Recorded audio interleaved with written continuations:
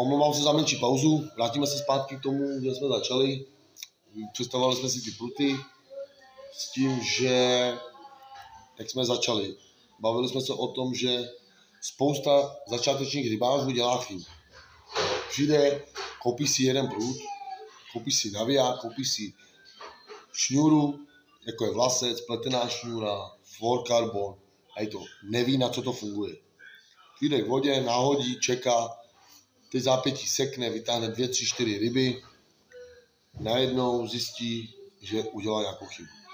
A ta chyba je z toho důvodu, že ten rybář není tak zkušený, jako by si člověk představoval, třeba já už vím, na který prut budu chytat, vím, jak ty spousta revírů znám i jakoby, co jezdím takhle, tak je jakoby znám.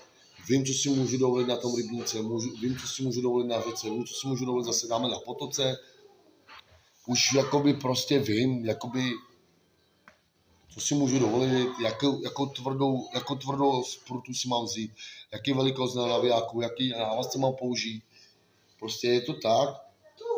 A hodně lidí myslete na to, že je to dražší záležitost. Není to záležitost za několik stovek, ale za kolik tisíc korun. Jo? Takže myslete na to, že třeba když si pořídíte prut, jako je třeba tady ten, s navijákem za 7 000 korun a přijdete k vodě, uděláte začátečník, když si koupíte takovýhle prut za 7 000 korun, tak už udělá chybu, zlomí tam vočko, tady to, už to bude štvát. Jo? Myslete na to fakt lidi, nikdy to nepřeceňujte, radši si zjistěte o tom revíru, nebo začněte lehčí metodou, fakt ten spláveček, nahodit, čekat. Je lepší, když ten revír neznáte, začít menšíma rybama, postupně to zvyšovat, než přijít v vodě, hned naložit na kapra, prostě a čekat. Jo?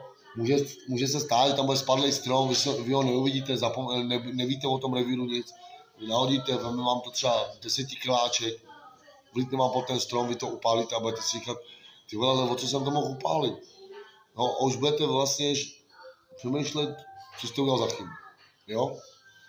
Tak, teď si ukážeme vlastně návazce.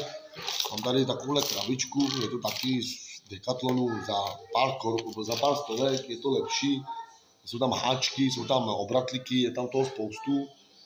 Jo, mám tady ty krmítka, mám tady vlastně takovýhle návazcový, jsou to starší, ale dobrý.